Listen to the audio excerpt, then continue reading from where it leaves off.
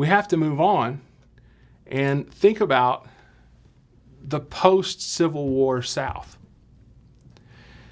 Because now having established, at least hopefully established, some of the social structures and the economic underpinnings of pre-war Southern society, we can, by comparison, see what the changes may have been after the war. What made this new South, if indeed it really was so very new? And that's another question we'll talk about later. First, I think we have to consider what the Civil War did to the South in very real and practical terms. And first of all, the Southern infrastructure. Hopefully that's a term you're familiar with, but infrastructure just means the ways we get around, the ways that allow us to move, the mechanisms that keep our life moving. Things like roads and bridges and commercial systems, etc. Nowadays it can mean cell phones and whatever allows us to do the things we do in daily life. That's considered, I suppose, the infrastructure. Well, in the South, that infrastructure had been largely decimated. If you think about it, most of the battles of the Civil War had been fought on Southern soil. Railroads, for instance, which had begun to develop before the war, decades before the war, and continued to grow leading up to the war, railroads had been used and abused by both armies, both sides, Confederate and Union. Wartime seemed like no time to do maintenance work on locomotives that were needed to move supplies and move troops. And then you have, for instance, with railroads, the general destruction of the war. General Sherman's march to the sea is a pretty decent example. As he and his Union Army moved through Georgia, one of the things they made sure to do was to destroy the rails of the railroad tracks so that they couldn't simply be reused. And thereby, they hoped to deny the use of this really grand invention for moving goods and people, deny that to the South and to the Southern war effort. Southern industry, which had, it's not something we ought to ignore. Certainly the South had industry before the Civil War, but that industry has, again, been destroyed. We might consider what happened with Atlanta, Georgia. We might consider what happened with Columbia, South Carolina. We might consider what happened with Richmond, Virginia, where you had major centers of commerce, but also you had industries, plants, factories. One that comes to mind, of course, in Richmond is the Tredegar Iron Works. When these cities were burned, decimated by whomever's hand, the industries that existed there that supplied the South, those industries burned too and were destroyed. So logistically, roads, bridges, buildings, factories, railroad tracks, so much of the South had suffered during the war. Certainly the Southern infrastructure is what I'm talking about. But there's another way to think about this destruction, and that's in terms of capital lost. You have to consider, I think, the number of Southerners who were sympathetic to the Confederate cause and who, in support of the war effort, had given financially. Perhaps they had purchased state bonds that they expected to redeem when the Confederacy was successful, but then upon defeat, a number of factors prevented the repayment of their investment, so they lose it all. For instance, the 14th Amendment comes to mind, and then state laws that were passed to ensure that debts that had been incurred by Confederate states wouldn't be repaid. And all that money, all that money's gone. Well, you also think then about the investment in railroads, the investment in factories, the investment in cotton, commerce, etc. That investment is gone. Confederate currency which had some value at the beginning of the war, was virtually worthless as the war progressed and became increasingly so.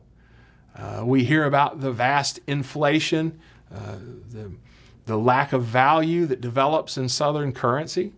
If that's what you have access to, however much currency you have devalues. But I guess the connection I really am trying to make here is the connection between the finances of the South post-Civil War and this notion of emancipation. You may recall that through the 13th Amendment, we have the abolition of slavery, not merely in the southern states, but nationwide. Not merely in those areas in rebellion, but nationwide. For Southerners, you need to kind of understand, and the figures vary. Understand that a lot of this is somewhat speculative. It's our best guess, and historians differ about what the numbers actually ought to be. But by some accounts, there would have been in 1860 as many as 4 million or so slaves in the South. And the value, just in market terms, and clearly a life, I mean, you can't put a value on a life, really. But in terms of property and the value of property, the estimates are that those several millions of slaves would have been worth, in, say, 1860, somewhere around $4 billion. And what that means, just in kind of sheer economic terms, is that the emancipation of Southern slaves, aside from the ethical issue of giving people the freedom that's theirs to take, it's this notion that Southerners who had owned slaves lose a vast amount of their capital, their resources, when emancipation takes place. In essence, for the South, and for these planters in particular, and for the yeomen of the antebellum period as well, those who had owned slaves, this loss will shift their emphasis from being labor lords, from controlling labor through slavery, to being landlords. And I very freely admit that this is a concept that's borrowed from an economist, a gentleman by the name of Gavin Wright, who's talked, I think, admirably about this transition that takes place with the Civil War. Before the war, the planter class had been identified primarily by their ownership of slaves. As for the land, and this actually has some environmental components to it, as for the land, the tendency in their version of commercial agriculture had been to use up the fertility of the land. And then when they had exhausted those soils, move on, move west, take their labor with them, because that was the most valuable thing of all. Remember, investment. Take the labor and move on west to find new fertile land in which to grow a crop. This issue of fertility was huge, affecting the Atlantic coastal areas and places like Virginia, where tobacco had been grown since the 17th century, had become one of the major components of the Southern economy in colonial times. And it continued to be important, but tobacco wears out the land. Similarly, as opportunity arises in places like Georgia and Mississippi to open up new land for commercial agriculture, planters leave South Carolina, they leave portions of Georgia, they leave parts of Tennessee to move further west. But they're taking that slave capital that they have in exchanging old land for new. So it's the land, it's the slaves, it's that labor that matters most. After the war, after the Civil War, with emancipation, the labor's gone.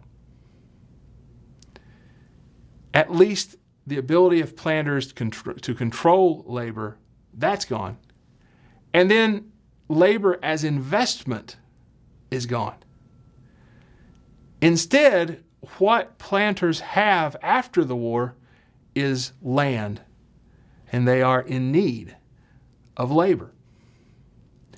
That leads us to a consideration of how Southern agriculture is reformed after the Civil War in this New South.